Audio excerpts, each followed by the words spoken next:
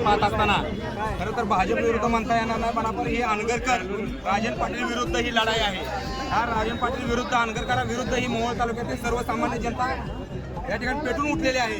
गेल्या आमदारकीला या ठिकाणी त्याचा सुपडा साफ झाला, नगरपालिकेला शिवसेनेच्या माध्यमातून यांच्या आशीर्वादातून सुपडा साफ झाला। असंच या ठिकाणी खाली या ठिकाणी आपण लढत असताना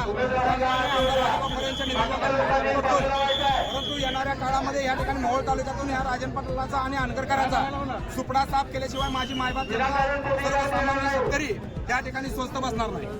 शिवसेना राष्ट्रवादी दोन्ही राष्ट्रवादी या ठिकाणी काही ठिकाणी राष्ट्रवादी आहे, काही ठिकाणी तुतारी आहे, काही ठिकाणी धनुष्यबाण आहे।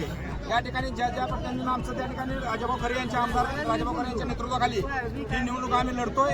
ज्या ज्या ठिकाणी शिवसेनेला जागा सुटले त्या त्या ठिकाणी शिवसेनेचे फॉर्म भरलेत, ज्या ठिकाणी राष्ट्रवादीच्या जागा सुटले त्यांनी राष्ट्रवादीचे भरलेत।